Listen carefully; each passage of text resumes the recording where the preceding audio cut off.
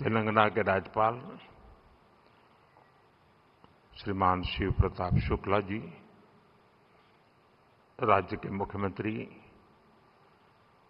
श्रीमान रेवंत रेड्डी जी, केंद्रीय मंत्रिमंडल के मेरे साथी जी किशन रेड्डी, बंडी संजय कुमार, संसद के मेरे साथी कोंडा विश्वेश्वर रेड्डी जी, तेलंगाना सरकार के मंत्री, अन्य जनप्रतिनिधि, देवी और सज्जनों, साइबराबाद का सामर्थ्य नेशनल भी है और ग्लोबल भी है। ये तेलंगाना के और देश के तेज विकास का प्रमुख केंद्र है। इसलिए आज साइबराबाद से तेलंगाना को देश का एक बड़ा मैन्युफैक्चरिंग पावर हाउस बनाने के लिए अनेक बड़े प्रोजेक्ट शुरू हो रहे हैं। आज जिन प्रोजेक्ट्स का शिलान्यास और लोकार्पण हुआ है, इससे जहां हजारों हजार नए रोजगार बनेंगे और तेलंगाना की कनेक्टिविटी भी सशक्त होगी। मैं तेलंगाना की जनता को इन प्रोजेक्ट्स के लिए बहुत बहुत बधाई देता हूं। साथियों, आज भारत रिफॉर्म्स एक्सप्रेस पर चल रहा है। साथ ही आज का भारत आधुनिक इंफ्रास्ट्रक्चर भी बना रहा है। जहीराबाद इंडस्ट्रियल एरिया के निर्माण के पीछे भी यही लक्ष्य है। ये इंडस्ट्रियल एरिया, इंडस्ट्रियल कॉरिडोर विकसित करने के भारत सरकार के राष्ट्रीय अभियान का हिस्सा है। ये एक प्रकार से इंडस्ट्रियल स्मार्ट सिटी बनने जा रहा है। यहां वर्ल्ड क्लास इंफ्रास्ट्रक्चर होगा, बेहतरीन पावर सप्लाई होगी, एडवांस आईसीटी नेटवर्क होगा, यानी दुनिया भर के निवेशकों के लिए यहां हर वो सुविधा होगी जो इंडस्ट्री के लिए उन्हें जरूरी है। इन सुविधाओं के निर्माण के लिए भारत सरकार के हजारों करोड़ रुपए लगेंगे और तेलंगाना, हैदराबाद के हजारों नौजवानों को रोजगार का माध्यम बनेगा। यहां बनने वाली गाड़ियां, मशीनरी, यहां लगने वाले फूड प्रोसेसिंग उद्योग, ये तेलंगाना के श्रमिकों और किसानों को भी सशक्त करेंगे। साथियों, अतीत में जब भारत दुनिया की बहुत बड़ी इकोनॉमी था, तब हमारे वस्त्र उद्योग की बहुत बड़ी भूमिका थी। अब हम अपनी उस विरासत को फिर से सशक्त कर रहे हैं। वारंगल का पीएम मित्र पार्क देश में टेक्सटाइल क्रांति को गति देगा। पीएम मित्र पार्क में लगने वाली यूनिट्स को केंद्र सरकार की योजनाओं का भी पूरा लाभ मिलेगा। उन्हें केंद्र सरकार की पीएलआई स्कीम से भी मदद मिलेगी। यानी इस टेक्सटाइल पार्क से बड़ी संख्या में रोजगार का निर्माण होगा। खासतौर पर जो हमारी बहनें बेटियां हैं, उनके लिए अनेक अवसर बनने वाले हैं। साथियों, बीते 12 वर्षों में भारत सरकार की बहुत बड़ी प्राथमिकता आधुनिक कनेक्टिविटी भी रही है। रोड्स हो, रेलवे हो, एयरपोर्ट हो, कनेक्टिविटी के हर मोड़ पर अभूतपूर्व निवेश किया जा रहा है। करीब 2.25 करोड़ रुपए की इन्वेस्टमेंट सिर्फ और सिर्फ नेशनल हाईवे पर की गई है और इसका बहुत बड़ा लाभ तेलंगाना को भी हो रहा है। बीते 12 वर्षों में तेलंगाना में नेशनल हाईवे का नेटवर्क डबल हुआ है। तेलंगाना और कर्नाटका को जोड़ने वाले नेशनल हाईवे के चौड़ीकरण से बहुत सुविधा होगी।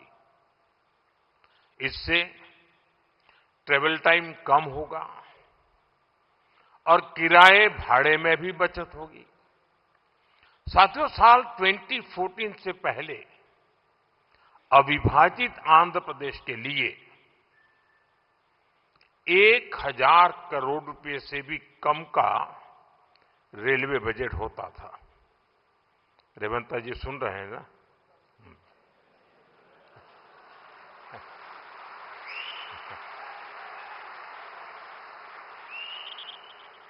संयुक्त आंध्र के समय रेलवे का बजट 1000 करोड़ रुपए से भी कम था।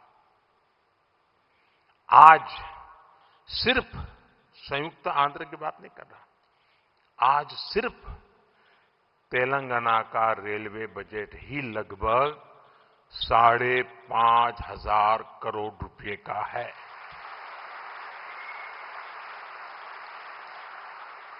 वर्तमान में करीब 50,000 करोड़ रुपए के रेल प्रोजेक्ट्स पर यहां काम चल रहा है। तेलंगाना में 5 वंदे भारत और 6 अमृत भारत ट्रेनें भी चल रही हैं। साथियों, अभी कुछ देर पहले Kazipet Vijayawada multi tracking project के कुछ सेक्शन का लोकार्पण हुआ है। इसके अलावा Kazipet rail under bypass line का भी राष्ट्र को समर्पित की गई है। इन सुविधाओं से सफर भी आसान होगा और ट्रांसपोर्टेशन की गति भी तेज होगी। साथियों, 21वीं सदी की इस दुनिया में बिना ऊर्जा सब काम ठप पड़ जाता है। एनर्जी सिक्योरिटी का क्या महत्व है, ये आज दुनिया का हर व्यक्ति महसूस कर रहा है। इसलिए भारत की एनर्जी सिक्योरिटी पर हमारी केंद्र सरकार अभूतपूर्व निवेश कर रही है। मलकापुर में इंडियन ऑयल के नए टर्मिनल का उद्घाटन इसी दिशा में एक बड़ा कदम है। यह टर्मिनल तेलंगाना की बढ़ती एनर्जी नीड्स को पूरा करेगा, सप्लाई चेन को मजबूत करेगा। साथियों, बीते सालों में सोलर पावर के मामले में भारत दुनिया के टॉप देशों में पहुंच चुका है। पेट्रोल में इथेनॉल ब्लेंडिंग को लेकर अभूतपूर्व काम हुआ है। पहले हमने 100% एलपीजी कवरेज पर फोकस किया। अब हम पाइप से सस्ती गैस पर फोकस कर रहे हैं। सीएनजी आधारित व्यवस्था को प्रमोट कर रहे हैं। ऐसे तमाम प्रयासों के कारण भारत इस बहुत बड़े वैश्विक ऊर्जा संकट का सामना कर रहा है। लेकिन अब आज समय की ये भी मांग है कि पेट्रोल, डीजल, गैस ऐसी चीजों का बहुत संयम से इस्तेमाल करें। जो एनर्जी प्रोडक्ट हम विदेशों से मंगाते हैं, हमें प्रयास करना है कि जितनी जरूरत है उतना ही उपयोग करें। इससे विदेशी मुद्रा की भी बचत होगी और युद्ध के संकट से होने वाले दुष्प्रभाव को भी कम किया जा सकेगा। साथियों, आज तेलंगाना का युवा नए सपने देख रहा है। यहां का किसान नई उम्मीदों के साथ आगे बढ़ना चाहता है। यहां के उद्योग, यहां के एमएसएमई, यहां के स्टार्टअप सब एक विकसित तेलंगाना के निर्माण में अपनी भूमिका निभाना चाहते हैं, क्योंकि तेलंगाना विकसित होगा तो भारत विकसित होगा। मैं तेलंगाना के हर परिवारजनों को ये भरोसा दिलाता हूं कि आपके सपने पूरे करने के लिए केंद्र सरकार ही इससे भी और तेज गति से काम करती ही रहेगी। अब हमारे रेवंता जी ने कहा था कि हां, हम पॉलिटिकल बात नहीं करेंगे, तो मैं भी नहीं करूंगा।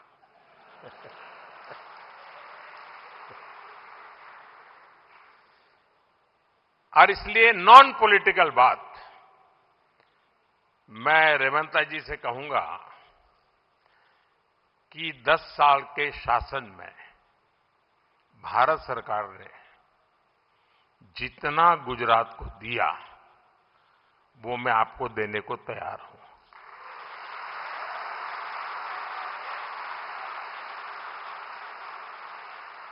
लेकिन मेरी जानकारी से मैं आपको बता देता हूं कि जैसे ही मैं ऐसा करूंगा, आपको जो अभी मिल रहा है वो आधा हो जाएगा।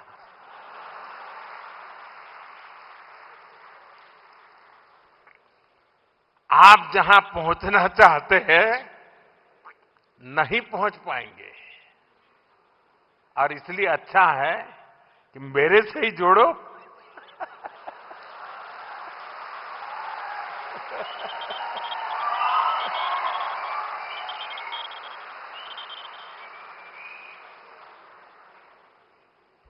साथियों,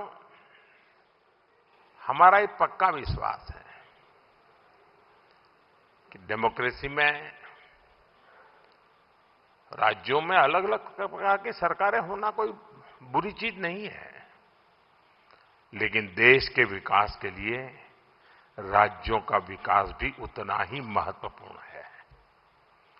राज्यों के विकास के बिना देश का विकास संभव ही नहीं है, और इसलिए हमारी सारी योजना के केंद्र बिंदु में राज्यों का विकास हो, तेज गति से विकास हो, उस भाव को लेकर के हम सब मिलकर के चलें और 2047 विकसित भारत का सपना हम अपनी आंखों के सामने सिद्ध होता देखें।